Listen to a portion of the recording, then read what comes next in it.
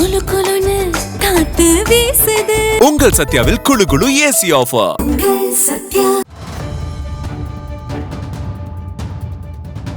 சென்னை வியாசர்பாடி பள்ளத்தெரு பகுதியை சேர்ந்தவர் சிவரஞ்சனி.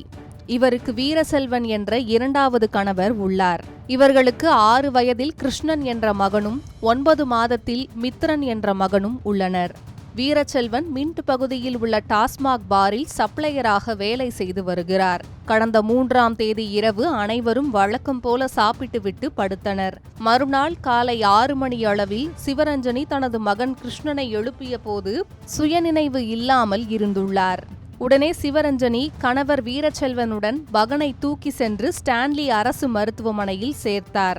அப்போது சிறுவன் ஏற்கனவே இறந்து விட்டதாக மருத்துவர்கள் தெரிவித்தனர். இதுகுறித்து தகவல் அறிந்த வியாசர்பாடி போலீசார் மருத்துவமனைக்கு சென்று உயிரிழந்த கிருஷ்ணனின் உடலை பிரேத பரிசோதனைக்காக அனுப்பி வைத்தனர். சிவரஞ்சனியின் முதல் கணவருக்கு பிறந்தவர் கிருஷ்ணன் என்பதும் போலீசார் விசாரணையில் தெரியவந்தது. மேலும் குழந்தை கிருஷ்ணன் வீட்டில் சோஃபாவில் படுத்திருக்கும் போது கீழே விழுந்ததில் லேசாக தலையில் காயம் ஏற்பட்டது என குழந்தையின் தாய் சிவரஞ்சனி போலீசாரிடம் தெரிவித்துள்ளார். இதனால் போலீசாருக்கும் சந்தேகம் ஏற்பட்டது. பிரேத பரிசோதனையில் இயற்கைக்கு மாறாக மூச்சு திணறல் ஏற்பட்டு குழந்தை உயிரிழந்துள்ளது தெரியவந்தது. இதையடுத்து நடத்தப்பட்ட விசாரணையில் உயிரிழந்த சிறுவன் கிருஷ்ணன் சிறுவயதிலிருந்து அதிகமாக துருதுருவென இருந்தார் என்றும் சக மாணவர்களை அடித்து விளையாடியதால் பள்ளிக்கு அனுப்புவதில்லை என்றும் தெரியவந்தது. மேலும் சம்பவத்தன்று கிருஷ்ணனின் தம்பி குழந்தை மித்ரன் வீட்டில் இருந்தபோது அவரது கழுத்தில் இருந்த சாமி கயிற்றை பிடித்து கிருஷ்ணன் இறுக்கி விளையாடி கொண்டிருந்தார். இதை கண்ட தாயார் சிவரஞ்சனி கழுத்தை இறுக்கி விளையாடினால் என்ன ஆகும் தெரியுமா என கேட்டு அருகிலிருந்த சுடிதார் துப்பட்டாவால் சிறுவன் கிருஷ்ணனின் கழுத்தை இறுக்கியுள்ளார். இதில் கிருஷ்ணன் மயக்கம் போட்டுள்ளார்.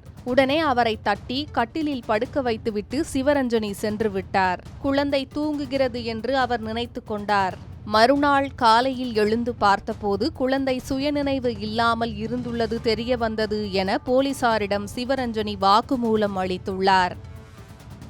வேண்டும் என தனது குழந்தையை கொலை செய்யவில்லை எனவும் மற்றவர்களின் வலி அவனுக்கு தெரிய வேண்டும் என்பதற்காக அப்படி செய்தேன் என்றும் தாய் சிவரஞ்சனி வாக்குமூலம் அளித்துள்ளார். இதையடுத்து இந்த வழக்கை கொலை வழக்காக மாற்றிய வியாசர்பாடி போலீசார் தாய் சிவரஞ்சனி மீது கொலை வழக்கு பதிவு செய்து நேற்று அவரை கைது செய்து சிறையில் அடைத்தனர்.